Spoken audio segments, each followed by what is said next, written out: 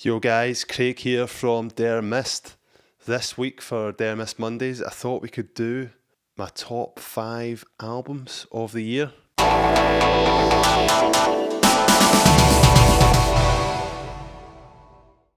It's been a strange year for releases for obvious reasons, and this is a bit of a random list, to be honest. There's not really much rhyme or reason, it's just the 5 albums that I've enjoyed the most. It's a really strange mix of genres here. There's not really a theme going on or anything, it is what it is. So let's just get to it here. Number 5, Miss Anthropocene by Grimes.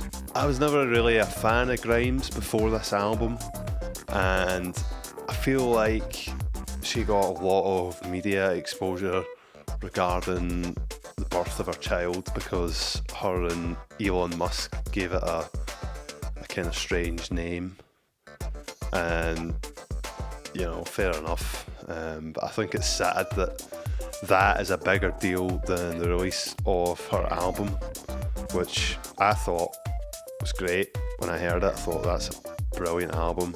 Not my kind of thing I would usually listen to, something a wee bit different. It's got a kind of post-apocalyptic vibe to it. It's a bit of a lockdown project, I think. You can kind of tell by the production style and just how the songs have been written. It's very much a personal work. There's not really too much involvement from other people here. It just sounds like she's just made the album that she wants to make, and I really respect that. I noticed recently she changed the artwork for the album. Bit of a strange move, I've never seen anyone do that before. The vinyl release that I've got for the album is the original artwork. It's now been updated to what was her original commission. I think she said she'd tried 10 different versions for the album cover and settled on the one that was voted for or something like that, but the one she's went with now is the original one that she wanted to do. It's an odd one because I actually really liked the original artwork, and it was one of the things that attracted me to listen to it. So the standout tracks for me: So Heavy I Fell Through the Earth, the opening track, really chilled out, really great vocals, kind of epic reverbs and stuff like that. Really sets up the rest of the album.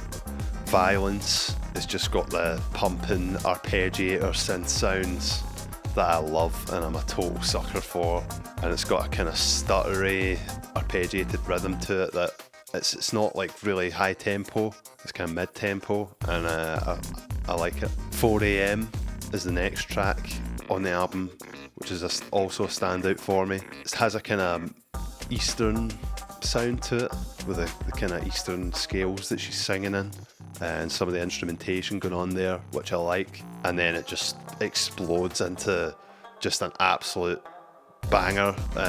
Again, loads of kind of crazy synth sounds, an absolutely disgusting drum and bass beat, which I love, and killer chorus vocals. The whole thing just kind of comes together. The sub bass part that's getting played is another thing that just elevates the track. It's the notes that are playing are kind of unexpected. You don't know where it's going to go next, but they're not like a main component of the track, they're just kind of hidden underneath, and they just give it this enormous sound. My Name is Dark. This is the most kind of PJ Harvey-esque track on the album. I will say that, this album isn't for everyone. It's got some ridiculous sounding vocals. It's mixed in a way that the high end is really cutting through here, but it's got the dirty bass guitar sound with a kind of echo on it, which is just a Dare Mist favourite. A lot of our tracks have that kind of bass sound on it, and can't really go wrong with that combination. Number 4, ACCDC Power Up. There's not really too much to say about this album. I don't own a vinyl copy yet. I will probably get one at some point. Maybe Santa will get me one. Yeah, there's no BS here. It's just ACDC. Brendan O'Brien's back in to produce, who produced the last couple albums, which all sound incredible. Stevie Young, the nephew of Angus and Malcolm, steps in for guitar here. Malcolm, although he sadly passed away a few years ago, he's still credited for songwriting here, which is great to see. Everyone, I hear a lot of people say that ACDC, every song just sounds the same. That's kind of the thing that they get most slagged for. For me, hearing this new album, it just goes to show that they're all about nuance and the small things that are going on in the track that really elevates them. Like they're total pros. Like they totally could come out with a wacky, totally different album, but they don't have to. You know, they do what they do, and they do it better than anyone. Standout tracks, lead single, Shot in the Dark. I shine in the dark, beats a walk in the park. Yeah. Do you need to say more than that? What a line that is. Yeah, the lyrics on display in this album are just hilarious. Kick You When You're Down, another brilliant track. I listen to this one when I'm doing weights in the gym, and I'm like, why do they kick you when you're down? And I'm like, oh yeah, brilliant. Demon Fire, probably my favourite track here. Brian Johnson's vocals are off the scale here. They really are something else. For a guy in his 70s, his vocals are outrageous. He goes between his lower register, which I've never really noticed before. His lower register is ridiculous. So that's like his demon character in this track. And it's like this, like a demon on a deadline. So that kind of thing. And he just goes, I'm not even going to attempt it, he just goes straight up into his ridiculous range that he can reach, with all that gravelly huskiness that he's known for, and it's a great riff. It's just your bog standard kind of fast, stoppy, starty Angus riff, but what really takes it to the next level is the bass line here. The bass is just brilliant. It's a classic bog standard pedal on the A note, bum bum bum bum bum bum bum bum bum, you know, just one note constantly, but then it just jumps in to match the guitar riff, which is quite fast, and it's like, oh, you know, I really wasn't expecting that. It's all about the little subtleties in AC/DC albums, and that one's got so many kind of small things that I've never heard them do before, even though you could argue that they've sang that song a million times before. But it's AC/DC, you know that by now. Number 3, Run the Jewels 4. I mean, if you're a rap fan and you've not heard of this album, you're not listened to it yet, what are you doing? Come on, it's probably one of the best rap albums I can think of since To Pimp a Butterfly by Kendrick Lamar. There's really not a bad track on the album. Like any good rap album, it's totally politically charged, full of witty lines and plenty of swear words, to be honest. I don't want to go over the album too much. I feel like it's banalised to death, and the release of it was timed with all the Black Lives Matter stuff. I feel like it's not really my place to comment on a lot of the stuff as well, you know, other than just saying, you know, it's a great album with a great message, and some of the rapping is really epic. And yeah, one thing I would like to say as well is that the vinyl release is really, really high quality, pink vinyl. There's four records here. There's a instrumental version as well. The artwork's really well done. Really like the bold pink. You know, there's no BS there. It's just great artwork. Let's just cut to the chase here. The standout tracks: Out of Sight, hilarious. LP just absolutely kills it on this track. I'm not even going to attempt to try and rap some of these lyrics. The production here is brilliant. The kind of female vocals that are in, what you gonna do, what you gonna do, the kind of 50s style, I would say. I really enjoyed them. Goonies versus E.T. Man, this track is something else. It really is something else. You think it's a great track, and LP kills it in the first half, but then in the second half of the track, Killer Mike just comes in with some of the best lyrics, probably out of all the material. I'm just a big fan of what the message is here. I feel like it's a big part of my own lyrics. I'll read it out. I won't rap it because I'll just destroy it. You've been hypnotized. I'm just looking at my computer, which is here. You've been hypnotised and Twitterised by silly guys. Cues to the evening news. Make sure you're ill-advised. Got you celebrating the generators of genocide. Any good deed is pummeled, punished and penalised. Rulers of the world will slice it up like a dinner pie. Race as a nation told you to identify. People take false pride in warfare incentivised. How do you even think of that? Another standout track for me is Just. I feel like that's probably the banger. You know, it's the one that everyone wanted to hear. And it's probably maxing out the potential of a kind of commercial song that they could release, I would say. It features Zach from Rage Against the Machine and also Pharrell, whose backing vocals here are just brilliant, first class. They're kind of like almost out of tune, but not out of tune, and they give it a vibe. I feel like only Pharrell could pull it off. I can't even really quote the lyrics here because they're so politically charged, it's unreal. Number 2, Nick Cave, Idiot Prayer. This probably normally wouldn't appear on a best albums of the year list.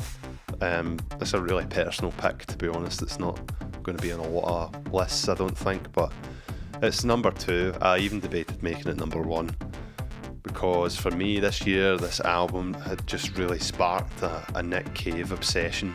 I don't own it on vinyl yet. Again, it's a really long album. It's like 83 minutes or something like that. This album's based off of a live gig that Cave done, and they live streamed it this year so people could see it. It's just him and the grand piano and his amazing songs. It's really, really heavy, deep music.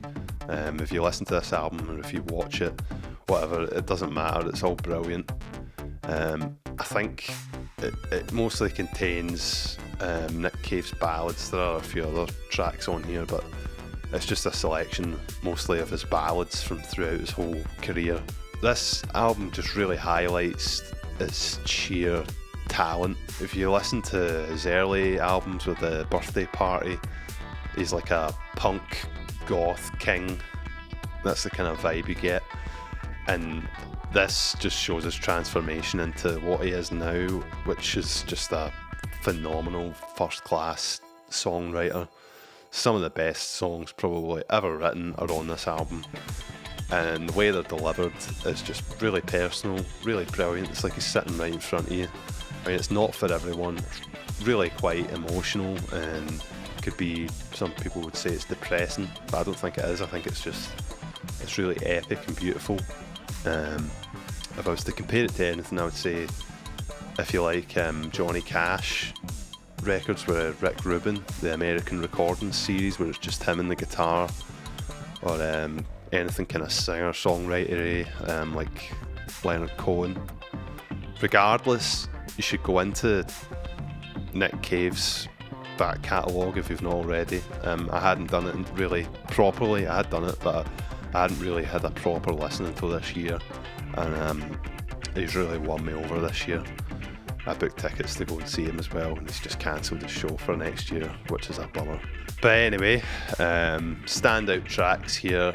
The Spinning Song, the opening track from his last album, Ghosteen, just spoken word here, which I really like, and it gives a different light to the track, just sets it up. Idiot Prayer, which, I mean, that's just classic Cave. I don't really need to say much more than that. Are You the One That I've Been Waiting For? I mean, this is these tracks are just reading off like my favourite Cave songs, really, but they're not done in it's not greatest hits, you know. It's not. I wouldn't say it's like a traditional live album either, because it's just him, you know. It doesn't need any extra production there. You the One I've Been Waiting For, just a really personal, really brilliantly written love song. Jubilee Street. Oh man, this song. There's so many versions of this song, and they're all great. There's a brilliant live version of it. I would highly recommend you check out with the full band. But here it's just him and the piano, and it gives it a totally different vibe going on. And yeah, I think the lyrics in this song, probably some of the best lyrics. I'm transforming, I'm vibrating, look at me now. Oh man, I sing that in my head pretty much every day at some point. Really inspiring, great lyrics. Into My Arms, probably I would say the best song he's maybe written ever. It stands up with all the best written songs from the kind of singer-songwriters, Leonard Cohen, Bob Dylan, Joni Mitchell. If you don't feel anything when you're listening to this album and you think that it's just depressing or whatever, I think you're dead inside, to be honest. I have to admit, it's really emotional stuff, this album. Galleon Ship, another standout track, kind of ends the album off. It's off his last album, Ghosteen, as well. Probably one of my favourite tracks that he does. It's like a kind of dreamy vision of watching the clouds take form as ships and sail away into the sky. Just some beautiful imagery going on there. The track has that kind of emotive, drifting, dreamlike feel to it. I don't even know what I'm saying anymore. It's just a really emotional song. It makes me feel so many feelings, and I love it. So, number 1, Bob Dylan, Rough and Rowdy Ways. I don't actually know if it'll be on the top of a lot of lists, but it should be in there, I would think. Any Dylan release these days is pretty monumental, because original material's pretty few and far between these days. The last kind of 20 years, he's only released 3 albums, I think. Every Dylan release that's came out, they say it's the best since Blood on the Tracks. A lot of people say it, and this one genuinely is the best since Blood on the Tracks. This album really is. It's a classic. Again, it's like Run the Jewels. There was so much hype and talk around this album. There's going to be Dylan diehard fans that decode this album's lyrics and find things for years to come. I do believe there isn't really a minute wasted on this album. It's just line after line of just classic Dylan. If you don't like him, this isn't going to win you over, I don't think. Yeah, let's not waste any time here. My own version of You is like watching a full Netflix series in one song. Totally ridiculous lyrics. The slide guitar is really what makes this song. It's a chord progression we all know, you know. Doon, doon, doon, doon, doon. You know, we all know that kind of descending minor chord progression. But the way the slide swells and comes in and out, it just really adds another thing to the track, along with his kind of delivery style and the kind of humour in the song. Just, it makes it sound totally fresh. Goodbye Jimmy Reed, it's just a brilliant track. It's that blues shuffle. Blues shuffle, it's kind of a lot of Dylan's material, kind of reminiscent of Blonde on Blonde. The riff here is really the kind of centre point of the song. It's a kind of major pentatonic riff. Brilliant, because there's been so many riffs with those notes. It's like, and this is a new one. Cracking a Sudoku puzzle or something, coming up with a riff like that. It's a funny song because it draws a lot of comparisons to almost sounding like the song's about himself, but actually it's about this guy called Jimmy Reed, who's like a devout Christian, and it kind of makes light of that, which I liked. Another standout track, Key West, probably my favourite, I have to admit. I really like this track, coming in at a belting 9.5 minutes. It's a long one. There's not a lot of tracks I can think of that have accordion on them that I actually like. This is one of them. The accordion playing here is really something else. It's like long, slow breathing, you know, it just gives it a nice meditative feeling to it, and I love it.